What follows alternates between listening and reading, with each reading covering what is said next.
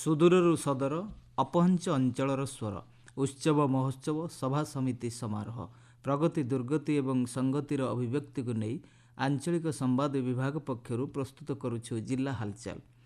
ଆଜି ଜିଲ୍ଲା ହାଲଚାଲରେ ଶୁଣନ୍ତୁ ବୌଦ୍ଧ ଜିଲ୍ଲା ସମ୍ପର୍କରେ ତଥ୍ୟ ଦେଇଛନ୍ତି ଆମ ବୌଦ୍ଧ ସମ୍ବାଦଦାତା ସମ୍ପତ କୁମାର ଅଗ୍ରୱାଲ। ଉପସ୍ଥାପନାରେ ମୁଁ ମହେଶ୍ୱର ସାହୁ। ସମଗ୍ର ଦେଶରେ ଏବେ ସାଧାରଣ ଲୋକ ସଚେତନତା ଅଭାବରୁ ସାଇବର ଠକେଇର ଶିକାର ହେଉଛନ୍ତି। ବୌଦ୍ଧ ଜିଲ୍ଲାରେ ମଧ୍ୟ ସାଇବର ଠକେଇର ଶିକାର ହୋଇଥିବା ଲୋକଙ୍କ ସଂଖ୍ୟା କମ୍ ନୁହେଁ। ଏଭଳି ସମୟରେ ରାଜ୍ୟ ପୁଲିସ ପକ୍ଷରୁ କ୍ରାଇମବ୍ରାଞ୍ଚ ଦ୍ୱାରା ସାରା ରାଜ୍ୟରେ ଗତ 13 ତାରିଖ ଠାରୁ ଆସନ୍ତା 27 ତାରିଖ ପର୍ଯ୍ୟନ୍ତ ସାଇବର ଅଭିଯାନ କବଚ ଜାରି ରହିଛି।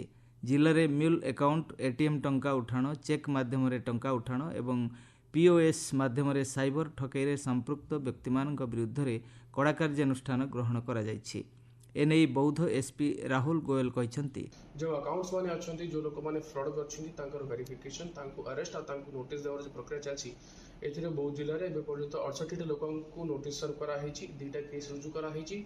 ता छड़ा 20,55,953 टंकार अमाउंट फ्रीजिंग कराई, जोटा कि मुझे भावुँ आम बहुत पुलिस गोटे बड़ सफलता अच्छी। आगामी दिन में 27 तारीख पर्यंत यहाँ गोटे मिशन मोड्रे चलो भी आम चेष्टा रही जी हो पार से अकाउंट गुड़ाक वेरीफाए करवा, लोक सचेतन करवा और मेसेज देव जो अकाउंट्स अच्छे से यूज करूँ इन सेफ सिक्योर टीम्स गुड़ाक जाकि थाना गुड़ाक जाकि स्कूल स्टूडेंट्स आंगनवाड़ी डॉक्टर समाज सब समुदाय को सचेतन करते। छड़ा आम रेगुलर एसडीपीओ ऑफिस भी आम जो पोस्ट गार्ड्स जाऊँगी जो कि बैड प्रैक्टिस गुड प्रैक्टिस विवरण रोचे से गुड़ाक द्वारा आम सचेतन कर आम पाखे जेकोसी भी साइबर फ्रॉड रिपोर्ट आसूची एफआईआर रुजु होची इन्वेस्टिगेशन होची। यस साइबर इन्वेस्टिगेशन आज डिजिटल एज रे गोटे चैलेंजिंग जिनिस अछि but my team is equipped to investigate.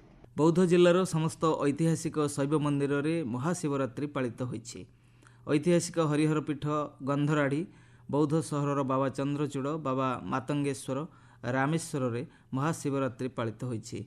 मध्यरात्र रे महादीप मंदिर चूड़ा को उठिबा परे श्रद्धालु माने महादेव को दर्शन करी व्रत समापन करथिले। बौद्ध पंचायत महाविद्यालय ठारे विज्ञान और आध्यात्मिकता शीर्षक उपर एक जातीय आलोचना चक्र अनुष्ठित होइछि। एथिरे त्रिपुरा केंद्रीय विश्वविद्यालय दर्शन विभाग प्रोफेसर डॉक्टर आदित्य कुमार महांती मुख्य वक्ता भाव जोगदे विज्ञान और आध्यात्मिकता उपर आलोकपात करथिले। जटणी कॉलेजर दर्शन विभाग प्राध्यापक डॉक्टर प्रशांत कुमार पाणिग्राही विज्ञान रे आध्यात्मिकतार आवश्यकता उपर कहिथिले। बौद्ध जिला आईन सेवा प्राधिकरण पक्षरु बौद्ध महिला उच्च माध्यमिक विद्यालय ठारे बाल्य विवाह निराकरण करने पाई एक सचेतनता शिविर अनुष्ठित होइछि। कार्यक्रम को बौद्ध जिला आईन सेवा प्राधिकरण सचिव श्रद्धांजलि राय परिचालना करथिले। एथिरे उपाध्यक्ष कनक कुमार माझी, महिला सुरक्षा अधिकारी संतोषिनी भोई, अणानुष्ठानिक सेवा सुरक्षा अधिकारी सुशांत भोई उपस्थित थिले। गत वर्ष हिसाब से राज्यर उत्तप्त सहर तालिकार बौद्ध जिला 1 नंबर रे थिला। सेथिपाई प्रस्तुति भी नंबर 1 हेबा आवश्यक बोली जिलापाल कहिसंती। बौद्ध जिलापाल कार्यालय ठारे जिला जरूरीकालीन विभाग तरफरु ग्रीष्म प्रवाह निमंते प्राक प्रस्तुति और ताहार निराकरण निमंते एक बैठक जिलापाल विभूति भूषण नायकंक सभापतित्व रे अनुष्ठित होइछि। बैठक रे जिल्ला रे बढ़ुथिबा ग्रीष्म प्रवाह को नहीं विस्तृत आलोचना होइतिला और यार प्रतिकार निमंते जिल्लार समस्त अधिकारी को जिलापाल आदेश देथिले। बौद्ध जिल्ला रे 33टी परीक्षा केन्द्र रे 6,610 जन छात्र छात्री मैट्रिक परीक्षा देउछंती। समुदाय 6,695 जन परीक्षार्थी को प्रवेश पत्र दिया जाइथिबा बेले 85 जन परीक्षार्थी अनुपस्थित रहिछंती।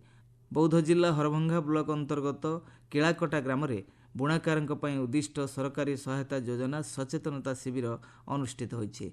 बयन और हस्तशिल्प विभाग एवं बयन शिल्प निर्देशालय द्वारा यह कार्यक्रम आयोजित होइतिला। सहकारी बयन शिल्प निर्देशक सुशांत कुमार नायक मुख्य अतिथि भाव जोगदे शिविर उद्घाटन करथिले।